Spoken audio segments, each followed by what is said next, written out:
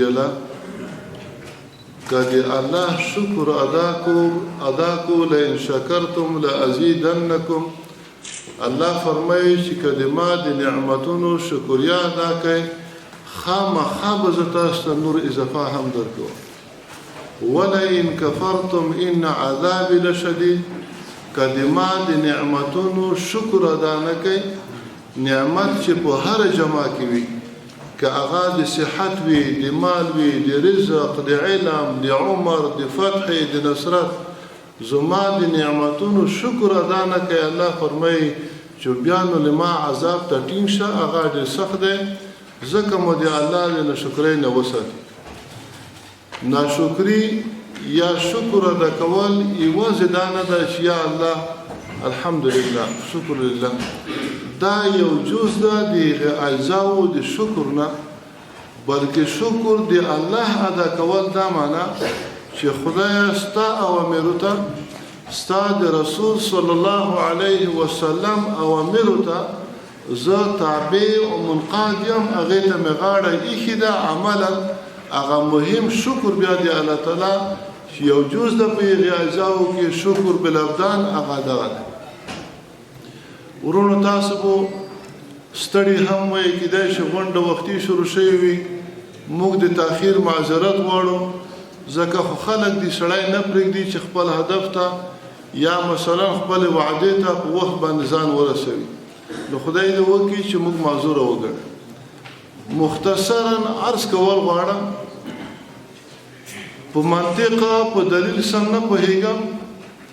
خو د خپل عمر مطابق غواړم چې یو څه ووایم شل کاله تجربه د جمهوریت د دیموکراسۍ وشوه دا چې موږ ته یې څه راکړل او څه یې راوړل فکر کوم د هغې تفصیل و بیان ته ضرورت نشته نه وخت د دې مقتضا ده نه دا د وخت مقتضا ده نه یې وخت مقتضي دی چې موږ دا ووایو لنډ وخت دی خو دومره ویلی شم چې الله پیدا کړي یو د الله احکام د الله نظام به منو تا هلته لیکلی دي چې خپله خاوره خپل اختیار که چېرته موږ خپله خاوره غواړو موږ خپل اختیار غواړو د خلکو له غلامۍ باید ځان وساتو مهمه نه ده چې دا کافر دی دا مسلمان ملک دی افغان په کامله معنا د مسلمان او د کافر له دواړو غلامۍ نه باید ځان وساتي په کامله معنا افغانستان باید مستقل آزاد او واحد افغانستان وي افغانستان له کونړه تر خوسته له خوسته تر هراته بدخشانه فاریابه باید یو حکیم یو افغانستان وي امیر امان الله خان مرحوم چې نن موږ لګېږو د هغې عکسونه په دیوالونو زړوو نن افغانان لګېږي په هغه ورځ باندې جشن کوي ځکه هغې استقلال ګټلی و عرض مې دا دی چې نن باید د طالب هم احترام وکړي د مجاهد باید هم قدر وکړي ځکه استقلال د افغانستان الله تعالی په خپل نصرت بیا د دوی په قربانۍ د ولس په حمایت باندې الله درکړو نو اوس د دغه نعمت شکریا ادا کړه اوس ولګېږه د دغه امارات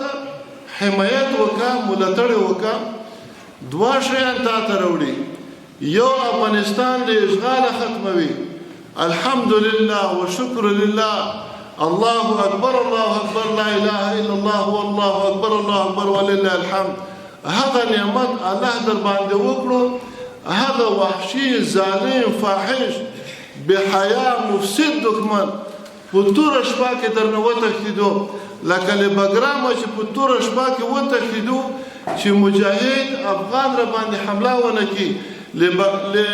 خواجرواش هم په توره شپه کې وتښتېدو دې دپاره چې څوک را باندې حمله ونه کړي الله تعالی یو ورو په زړه کې واچولو د مسلمان د افغان دبدبه یې په زړه کې واچوله چې 100 کاله نه که 100 کاله زه دلته واوسېږم هغه هدف چې نن دا انکار کوي چې زه دې لپاره نه وم راغلی چې افغانانو باندې یو نظام یو عقیده تحمیل کړم اوس خو انکار کوي مګر هدف یې همدغه و چې د افغانانو کلتور تقالید عنعنات اصول و عقیده حیا بد و عزت دا له منځه یوسي اوس انکار کوي خو په دې نه خلاصېږي. خو لله الحمد اوس عقل سر ته ورغلو. کله چې د بشکې و د فدایي و د راکېټ اواز واورېدو اوس یې دماغ ځای ته ورغلل چې دا په افغانانو باندې د یوه نظام د یوې عقیدې تحمیلول دا یو خیال دی یو تصور دی. رضا لاړ شه خپله دیموکراسي په خپل ځای کې تطبیق کړي. دغه نعمت چې الله تعالی په موږ باندې وکړو دا یوازې د طالب د مجاهد کار نه و. زما دې په الله باندې قسم وي هغه محلل سیاسي غیر سیاسي هغه فیسبوکي چې کومه لیکنې د مجاهد په حمایت کې کړي د افغانستان د ازادۍ د ګټلو لپاره یې کړي دي یا مثلا د اسلام د وطن د اشغال په مقابل کې چې ختم شي هغه کړي دي. مخالفینو ته جوابونه ورکړي دي. زه خو شخصا ورته دومره احترام لرم لکه خپل یو امیر یو مشر ورته. ځکه کوم بالفرض زه طالب مجاهد یم جهاد ما بالسنان بالسیف کړی دی نو دې خلکو جهاد باللسان والقلم هم کړی. دا ټیک ده تاسو سره په سنگر کې ځای په ځای نه وي تاسو سره مدرسه کې ځای په ځای نه وي مګر دې اشغال په ختمېدو کې چې کومه قرباني ده ورکړې ده طالبه مجاهده هم سنګره د هغې هم باید احترام وکړي د هغې هم باید قدر وکړي غرور ونه کړي تکبر باید ونه کړي یوازې الله ته ته متوجه شي په اول قدم کې او دا ورور د خپل ځان سره په څنګ کې ونیسي چې وروره زما او ستا خو وا مبارزه وه د یو دښمن سره د یو فاحش او ذلیل او متکبر مغرور بدمعاش سره مقابله وه الله مات کړو الله ذلیله کړو رضا که پوهنتون که مدرسه که کلی او که مسجد مثلا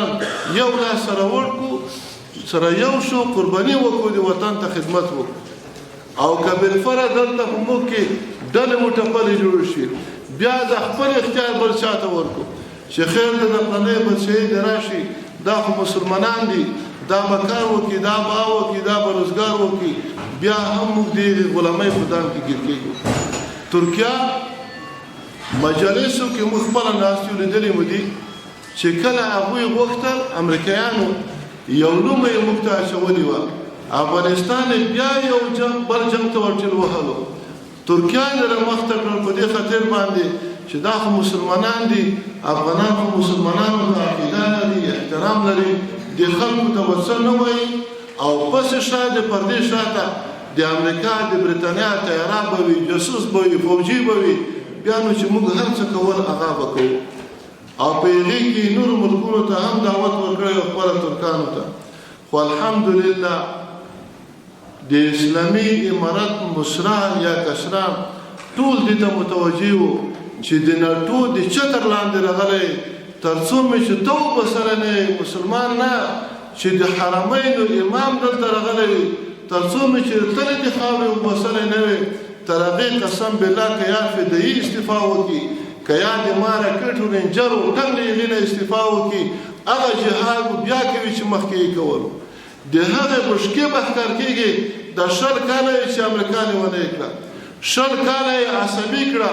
ړانده یې کړل کڼه یې کړل ځانونه مرداړوي تاسو په میډیا کې ښه بلد وئ دومره خلک چې د افغانستان د عراق جنګ نه لاړ دي دومره دلته نه دي مردار لکه هلته یې خپل ځانونه مردار کړي ځکه ستا کونډې یتیم مظلوم مجاهد غریب ولس ازار وهلی دي ستا طالب او مجاهد ولس بشکې بیا د مینې معافي د هغې نه لیوني سپي جوړ کړي دي موږ ته یې په مجلسو کې ویلي دي چې مشکلات موږ ته ځکه دي چې له انسانه ډارېږو له ښځې ډارېږو له سپرلۍ ډارېږو له ځمکې له اسمانه په هر څه کې د موږ ویره او ویره ده ځکه د موږ عسکرو ته دغه مشکلات پیدا شول که نه دا داسې اسانه نه وه چې دوی له افغانستانه وتی یوازې د افغانستان سره کار نه و په دوهم قدم کې د ایران سره و بیا د پاکستان سره و بیا دا چې اوږده سلسله یې د روسانو د چینایانو سره شروع کوله هغه خوبونه یې لیدل چې پخوا مثلا برطانویانو ایټالویانو هغې په دنیا باندې حکومت کولو دوی هغه خوب لیدلی و چینایانو ته موږ مجلس کې وویل یو کال مخکې چې د مجلس به مطبوعاتي کو موږ تاسو تر موبایله ښه تعلقات دي دا به میډیا ته وباسو چې عالم خبر شي چې دوی تعلقات شته. ګوره څومره لوی ملک دی، څومره عدد د سکانو لوی لري، څومره اقتصاد قوي دی. هغه ظالمان د امریکا له ډاره والله که دې ته اماده وي چې فقط د موږ مجلس مطبوعاتي کې دنیا ته وښیي چې طالب دلته راغلی و په رسمي سفر باندې، خو تا سره چې هیڅ نه و، هیڅ نه و در سره، یوازې عقیده افغانیت و استقلال در سره و. الله داسې ذلیله کړل چې انشاءالله 50 که په 70 ملکونو کې چې دوی اشغال لري دوی ورته حضور وایي، هلته په زرګونو اډې لري یا په سلګونو. الله ته مې امید دی چې په هغې خلکو کې به هم غیرت پیدا شي، هغه خپل چترلونه، هغه خپل چپانې مپانې به انشاءالله نور دوی ته مخ ته نه غورځوي. دا مو ګمان دی په الله باندې کوم د خدای وکړي چې هغه یې هم د خپلو ملکونو وشړي، شتمنۍ یې ترې وخوړې، استقلال یې ورختم کړ، سړیتوب یې ورختم کړ، عقیده یې ورختم کړه، حیا یې ورختم کړه. کوم دی الله تعالی هغوی ته هم یو غیرت پیدا کړي. ځکه دنیا مسلمانانو خو دې ته انتظار کولو چې ګورو چې افغانان دغه جنګ او دغه جهاد و معرکه ګټي او که یې نه ګټي، که یې وګټله موږ به هم قیام کوو، موږ د چا په کار کې مداخله نه کوو. دا د امارت اصول دي، دا د امارت عین دی، قانون دی چې د افغانستان خاوره افغانان به د هیچ چا په کار کې مداخله نه کوي مګر بشرطي چې نور ملکونه به هم په افغانستان کې مداخله نه کوي. نه به افغانان موږ دپاره تقویه کوي د اسلامي نظام په مقابل کې، نه به افغانانو د هغې مالي ملاتړ کوي، نه به هغوی ته ځای ورکوي، نه به د افغانستان خاوره د چا په ضد استعمالیږي، هغه که کافر ملک او که مسلمان ملک وي. مګر دا چې خپله ولګېږي خلک، خپله په هغوی کې یو غیرت اسلامي غیرت پیدا شي، خدای دې وکړي چې د نن ټوله دنیا په هغې پسې قیام وکړي چې دغه فاحش بېحیا ظالم او مفسد دښمن د دنیا بدماشه چې اوس یې انشاءالله بیا کې مړي دي په هغې باندې قیام وکړي، د خپلو ملکونو یې وشړي. او دا افتخار به په تاریخ کې یوازې په یوازې د طالب مجاهد نه وي، ټول افغانان په دې کې شریک دي. هغه خلک چې 100 کاله یې په موږ باندې چپې وهلې، 100 کاله یې ځورولي وو، شهیدان کړي وو، بې عزته کړي وو، د دوی سره همکار وو. موږ ورته غلامانو نام نه ورکوو، دا ماته بده ښکاري، خو د دوی همکار وو. 100 کاله 10 کاله بعد به هم هغې بچیان په دې افتخار کوي چې زه د افغانستان وګړی یم، ما انګریزان مات کړي، ما روسان مات کړي، ما امریکایان مات کړي. او که ژوندي وو افتخار یې ونه کړو بیا راته ووایي چې دروغ دې ویل. ځکه په هغوی کې به هم یو عقل منطق پیدا کېږي چې دې خلکو موږ ته څه راوړي وو، دیموکراسي راوړې وه، دا یې په موږ باندې تحمیلوله. کومه دیموکراسي؟ عفه غواړم چې هغې دا مطلب و چې بشر آزاد دی، ښځه و نر آزاد دي. ښځه که لګېږي ډېره بېادبي ما دا که د حیوان سره تعلقات ساتي، دا که د انسان و د حجر و د شجر سره تعلقات ساتي. او تاسو به لیدلي هم وي په دې میډیا کې، خدای دې عفو وکړي، موږ هم ګورو کله کله دې دپاره چې معلومات راته وشي. دغه دیموکراسي چې راوړې وه، دغه شی چې موږ دپاره راوړی و، دغې ته الله تعالی ماتې ورکړه. او دغه بېحیایي، دغه فحشه چې په موږ یې تحمیلوله، الله تعالی موږ ته د هغې نه نجات راکړو. الله تعالی دوی ذلیله کړل، په هغې کې الله تعالی پر مخ به نه تلل. نو اوس به لګېږو د دغه نظام تقویت به کوو، د دغه نظام حمایت به کوو. او هغه خلک چې ورسره کار یې کړی، همکاري یې کړي، د امارت دفاع ګوره بار بار موږ ویلی دي چې هغوی خلکو ته عفه ده، هغوی خلکو ته موږ څه نه وایو، کوم مشکل د موږ د طرفه هغې ته نشته. هغه کولی شي چې په خپل وطن کې بیا هغه دا وخت دا چې یو انسان ګناه وکړي، انسان په خپل ګناه باندې پوه شي، اول په ما واجب ده چې الله ته توبه وباسي. ولو که څومره انسان ګناه کوي الله ته توبه وباسي. که دا خلک په خپله غلطۍ باندې مقر وي، دا خلک خپل ګریوان ته سر ټول کړي، خپل وجدان او ضمیر ته وګوري، خپل عقیدې دین و عنعناتو ته وګوري چې ما څه کړي دي، د خدای په خاطر الله ته توبه وباسئ چې آخرت مو خطا نه شي، آخرت مو خراب نه شي. طالب او مجاهد که تا غلطي کړي په 100 کالو کې، مخالفه که تا کړي وي، نور د وطن ته راستون شه، د وطن ته خدمت وکړه. منډې مه وهه، پرېښودې په میدان باندې بیا دې طالب شفقت او ترحم ته پرېښودلی نو د دغې بې عزتیو د دغې بدنامیو نه لاس واخله خپل وطن ته راشه غلط تحرکات ما چلوه تخریبات ما کوه غلط تبلیغات ما کوه چې دا تیر شول دا بس و وایي تیر هیر باقي خیر نور به انشاءالله نظام جوړوو ورورولي به جوړوو کوشش به دا کوو ما د الله سره وعده کړې ده چې خیانت به نه کوو الله دې توفیق هم رانه کړي او دا هم خیانت دی چې په یو ځای کې احمد ډېر کار کولی شي د اسلام د وطن خدمت کولی شي محمود رمخته کې فقط د هغې په صورت باندې په ظاهري شکل باندې غلط شي کار نشي کولی دا هم خیانت دی ځکه رسول الله فرمایي چې یو څوک د کار دپاره وړ وبولي د بل سړي نه ډېر د بل سړي ته ترایه ورکړي فقط خان الله ورسوله وسائر المؤمنین هم د الله سره خیانت دی هم د رسول الله سره هم د عامو مسلمانانو سره نو ته به یې د هر چا حقوق وساتې هغه که نر وي او که ښځې وي د ښځو په ارتباط باندې دنیا ته موږ اعلان کړی دی ګوره د بین المللي قوانینو په ارتباط باندې د میز په سر باندې موږ اعلان کړی دی چې 100 کاله مبارزه اوږده شوه که 100 کاله نوره هم اوږده شي هغه قوانین د عالم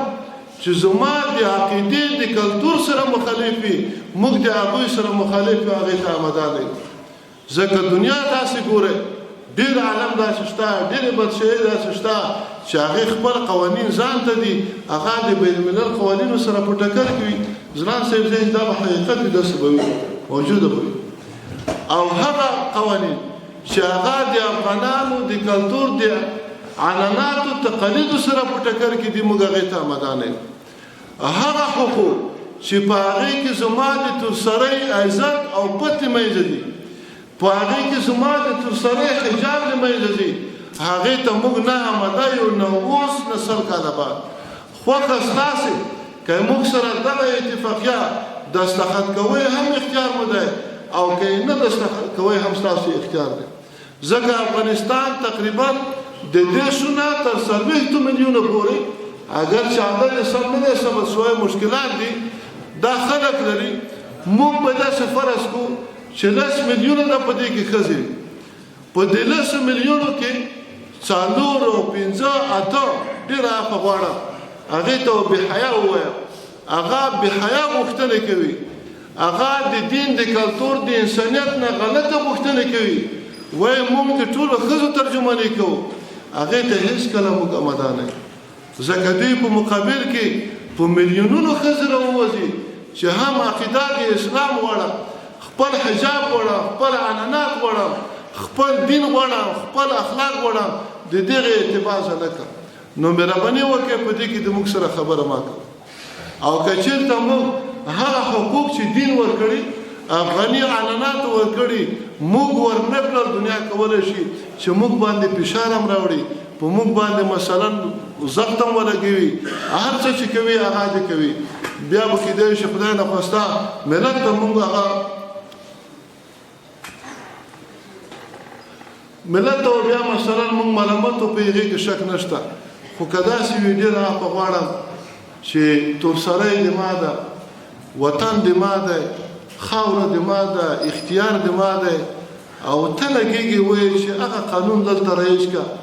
هغه حقوق دلته رایج کړه عفه غواړم یو امریکایي ویل د خپل مشکلاتو ذکر کول وایي کور ته مې ټلیفون وکړ هوټل کې مې ډوډۍ خوړه چې زه درځم نیم ساعت یو ساعت کې در رسېږم نو تاسو آمادګي ونیسئ وایي هغوی راته وویل چې بښنه غواړم ما سره انډیوال دی اوس مه راځه ډېره عفه غواړم بېادبي دې ما دا د انسان غیرت قبلوي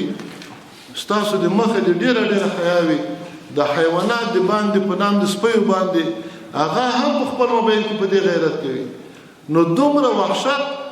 دومره بېحیا او فحشه چې ما ته راوړې په ما یې منې که افغان کې ایمان وي افغانیت کې وي وحدت پښتو په هغې کې وي انسانیت په